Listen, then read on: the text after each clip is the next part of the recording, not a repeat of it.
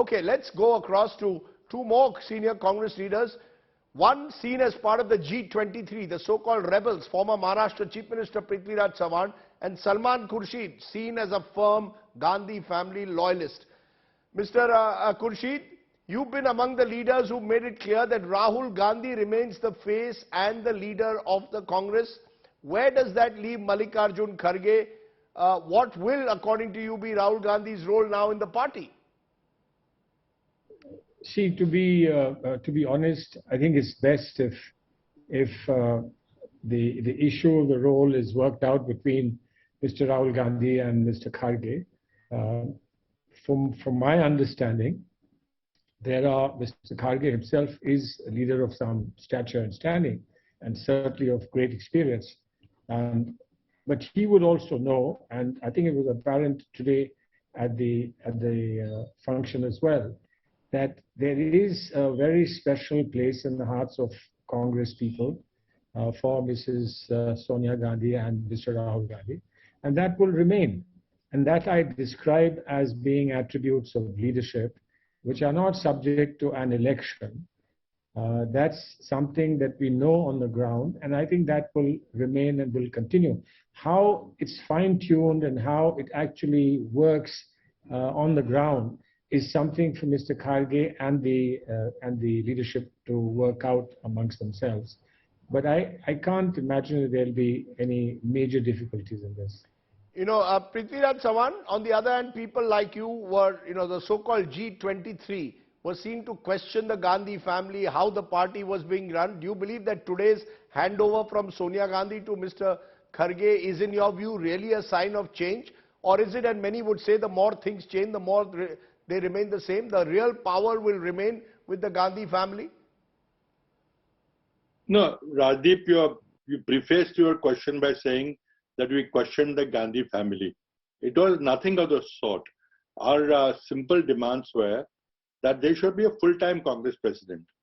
Now, since Mr. Rahul Gandhi was not prepared to take the responsibility for being a Congress president again after he had resigned, then the Congress president should be elected was our only demand.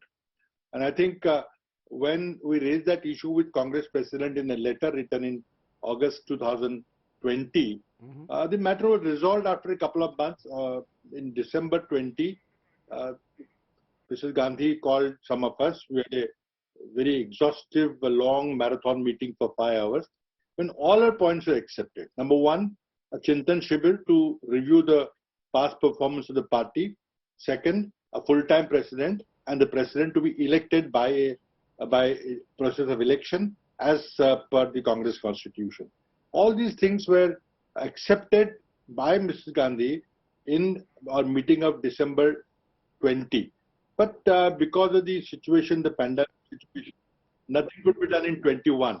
But then everything happened in 22. No, so you seem to be suggesting that most of your recommendations have been put in place. Mr. Khurshid, there will be those, I'm sorry to be skeptical again, who will say that in a way, at the end of the day, unless you empower Mr. Kharge as Congress president, the impression will be that Rahul and Sonia Gandhi will do the backseat driving, or they will have the power without accountability. They will be seen as the super Congress presidents even now. These are words I'm using that I see constantly in various media commentary. Your response? I mean, that's one way of describing, but the fact remains, what sense of restraint they have of their own, what sense of engagement and involvement Mr. Kharge has of his own, and where these two meet, I think is important. We can't set a script for them because they are the top leaders of our party, and they will perhaps get together and have a chat. In fact, I saw today Shashi Tharoor share a cup of tea inside. Not everybody, all of us managed to get inside where Mrs. Gandhi was. And Shashi was seated very close to Mr. Kharge. And that's been described as a democratic picture of the party. Now, I think that's wonderful. If Shashi has shown that he has some presence in amongst party cadres, taking him together and using his advice and his experience, I'm sure would be very helpful to Mr. Kharge. But again, it's not for me to suggest how this should be achieved or attempted, but it is for the leadership to work out amongst themselves. So we certainly ask for suggestions. We are there. We are happy to contribute any suggestions. Well, interestingly, Shashi Tharoor is not on a new steering committee which the Congress has put in place, so we'll wonder what happens to Mr. Tharoor next. But what about the G23, Prithviraj, Chavan? Where does all of this lead? This entire concept of a group of rebels, is that all over? Can we say that there is no rebellion now in the Congress? Nothing like a 23 group? Well, Rajdeep, the G23 was a figment of media's imagination. It was a letter written by certain senior congresspersons to Congress President in August 2020. It was a confidential letter. If the letter had not leaked, nobody would have known the identity of the persons who wrote that letter or what the letter contained. But if it was leaked for whatever reasons, and the letter had met, if you read the letter end to end fully, only demands were that Congress should be led by a full-time president and preferably elected president. And also we should introspect on what went wrong in the past elections. Now, had this letter not been made public, this whole thing would have, nobody would have known about it. But the media labeled us G23. It was not as if we had gone to Election Commission and registered ourselves as a party. You know, Salman, Khurshid, there are those today who will say that the Gandhis are both the problem and the solution to the Congress. As long as they are there, it is impossible for the party to revamp and reinvent in the eyes of the public. But without them, the Congress cannot seem to hold together. So what are the Gandhis now? The problem or the solution, according to you? Or both? So let's take the second part. Let's take the second part, the solution part, that there's no point, if there's no party left, there's no point in talking about how things should have done and how things should have worked.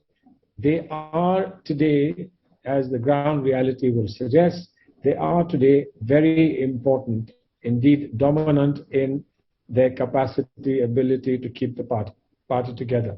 And I say this with no fear of contradiction. How this will happen, I mean, is it a glass half full, is it a glass half empty? We can remain arguing, we can continue to argue that indefinitely. But certainly there is something in the glass, and that something in the glass has not been enough to get us into office repeatedly after UPA 2, and that we all feel bad about. But it's our determination that glass half full is something we need, and then go on from there to fill the glass further and do whatever else is possible. So how this will actually work out on the ground is very difficult to predict. Let me leave it there. I'm listening to lots of voices from various strands within the Congress parivar. The big question, of course, will remain, what really will Mr. Kharge do next? Will he truly be, in a sense, an independent, empowered Congress president? That time will tell. Prithviraj, Chavan and Salman, Khurshid, appreciate your joining us.